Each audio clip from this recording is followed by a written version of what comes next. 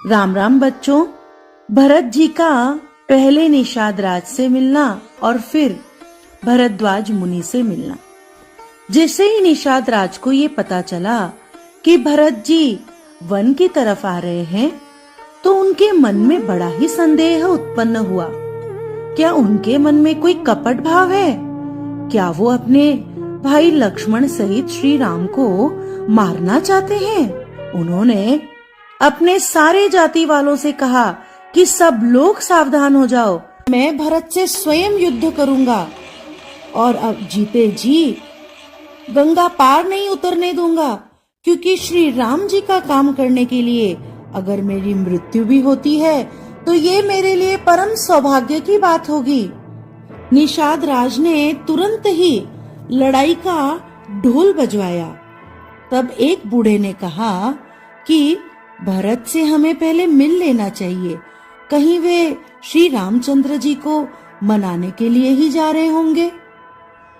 तब निषाद राज गुह को लगा, हाँ शायद यही बात हो।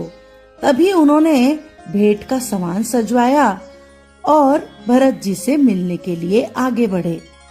जैसे ही सबने जाना कि निषाद राज तो श्री राम के मित्र हैं, तो इतना सुनते ही भरत जी तो रथ से नीचे उतर पड़े, निषाद राज के हृदय से लगने लगे। तो निषाद राज को ऐसा आभास हुआ जैसे वे भरत जी से नहीं लक्ष्मण जी से ही मिल रहे हों।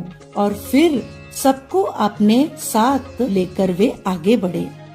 भरत जी ने जब देखा कि ये वही श्रृंगवेरपुर है जहाँ राम जी रुके थे, तो उनके सारे अंग प्रेम से पुलकित होने लगे। भरत जी सखा से पूछते हैं कि मुझे वो स्थान तो दिखाओ जहाँ सीताराम जी रात को सोए थे।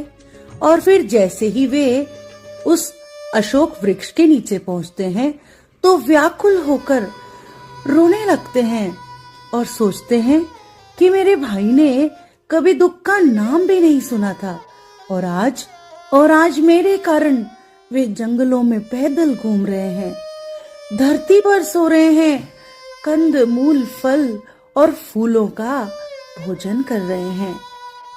तभी निषाद राज प्रेम पूर्वक समझाने लगे कि श्री रामचंद्र जी को आप बहुत प्यारे हैं और आपको श्री रामचंद्र जी प्यारे हैं।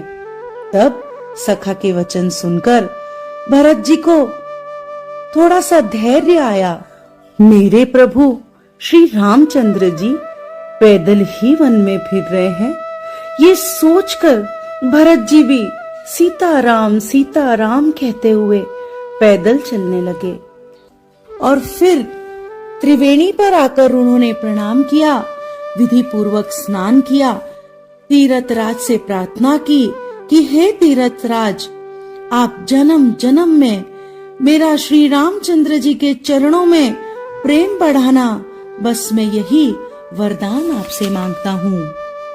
आगे बढ़कर वे मुनि श्रेष्ठ भरद्वाज जी के पास आए और मुनि को दंडवत प्रणाम किया। जब मुनि ने देखा कि भरत जी आए हैं, भरत जी को उठा लिया और अपने हृदय से लगाकर प्रेम से आशीर्वाद दिया और फिर भरत जी सहित सारे कुटुंब और समाज के लिए कंद मूल फल की व्यवस्था की।